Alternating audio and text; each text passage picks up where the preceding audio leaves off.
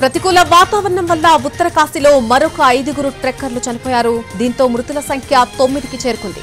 సహస్రాల్లో చిక్కుకుపోయిన మరొక 4 పర్వతారోహకుల్ని రక్షించే ప్రయత్నాలు జరుగుతున్నాయి. అయితే వాతావరణం ఏమాత్రం అనుకూలంగా లేకపోవడం హెలికాప్టర్ రెస్క్యూ ఆపరేషన్ కు ఆటంకం కలిగేలా చేస్తోంది. ఇప్పటి వరకు కొంతమందిని హెలికాప్టర్ల సాయంతో రక్షించాయి రెస్క్యూ బృందాలు.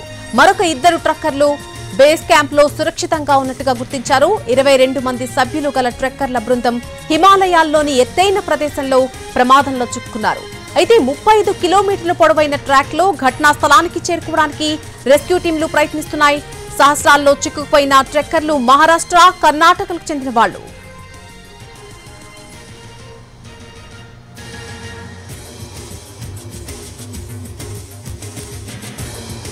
ప్రతికూల వాతావరణం వల్ల ఉత్తరకాశీలో మరొక 5గురు ట్రెక్కర్లు చనిపోయారు. దీంతో మృతుల సంఖ్య ఇప్పటివరకు 9కి చేరుకుంది. సహస్రాల్లో చిక్కుకుపోయిన మరొక 4 పర్వతారోహకుల్ని రక్షించే ప్రయత్నాలు జరుగుతున్నాయి. అయితే వాతావరణం ఏమాత్రం అనుకూలంగా లేకపోవడం అనేది హెలికాప్టర్ రెస్క్యూ ఆపరేషన్ కూడా ఆటంకం కలిగేలా చేస్తోంది.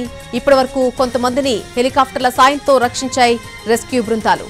మరొక 2 ట్రక్కర్లు బేస్ క్యాంప్ లో సురక్షితంగా ఉన్నట్టుగా గుర్తించారు అధికారులు. 22 మంది సభ్యులు ఉన్నటువంటి ఈ ట్రెక్కర్ల బృందం హిమాలయాల్లోని ఎత్తైన ప్రదేశంలో ప్రమాదంలో చిక్కుకోవడం జరిగింది. అయితే 35 కిలోమీటర్ల పొడవున్న ఈ ట్రాక్ లో ఘటనా స్థలానికి చేరుకోవడానికి రెస్క్యూ టీంలన్నీ కూడా ప్రయత్నిస్తూ ఉన్నాయి. సహస్రాల్లో చిక్కుపోయిన ట్రెక్కర్లు మహారాష్ట్ర, కర్ణాటకలకు చెందిన వారిగా గుర్తించారు.